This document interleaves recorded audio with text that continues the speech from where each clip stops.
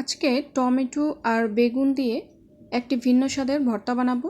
আর viewers, এই ভর্তাটা না বানিয়ে খেলে খুব বেশি মিস করবেন। তো আশা করছি আজকের আমার এই রেসিপিটি ফলো করে অবশ্যই একবার হলেও ট্রাই করবেন। সো ভিউয়ার্স, ভর্তাটা বানানোর জন্য প্রথমে এখানে আমি অল্প পরিমাণে তেল নিয়েছি আর তেলের সাথে একটু হলুদ দিয়ে নিয়েছি। এরপর আমি বেগুনগুলো দিয়ে দিব আর বেগুনগুলো এখানে ফালি করে দিয়েছি আর উপরে যে স্কিনটা আছে সেটা আমি ফেলে দিয়েছি, এতে দেখতে সুন্দর লাগবে। তো এরপর আমি এখানে 2টা টমেটো স্লাইস করে কেটে দিয়েছি আর এখানে 2টা পেঁয়াজ দিয়েছি কয়েকটা কাঁচামরিচ, গোটা কয়েকটা রসুন আর দিয়েছি এখানে ধনিয়া পাতাটা এখানে দিলে একটা ভালো ফ্লেভার অ্যাড হবে। তো এই পর্যায়ে আমি ঢাকনা দিয়ে ঢেকে এটাকে এক পিঠ উল্টিয়ে দিচ্ছি। তো এক পাশ উল্টানো হয়ে গেলে আবার ঢেকে দেব, অপর পাশটা যেন ভালোভাবে হয়ে যায়। তো এ পর্যায়ে আমি আবার আরেকটু উল্টিয়ে পাল্টিয়ে দিব আর এ পর্যায়ে আবার একটু ঢেকে দিব। তো ফাইনালি 2-3 বার উল্টানোর পর এটা ভালোভাবে হয়ে গিয়েছে। আর আমার কিন্তু চুলার আঁচটা একেবারে মিডিয়ামে ছিল, না হলে এগুলো পড়ে যাওয়ার সম্ভাবনা থেকে যেত।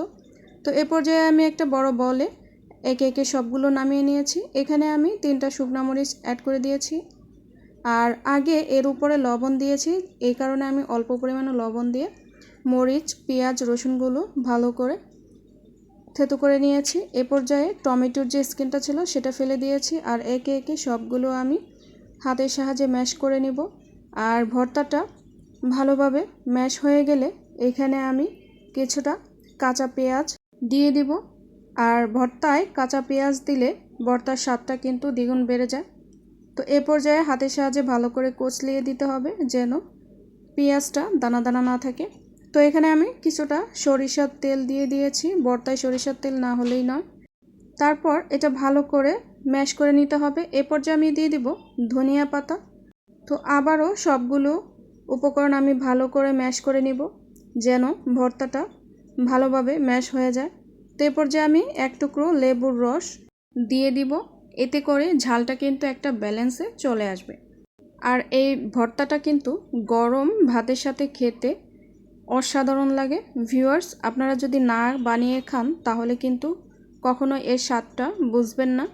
তো আশা করি অবশ্যই রেসিপিটি ফলো করে বানিয়ে খাবেন আর আমাকে রিভিউ দিবেন।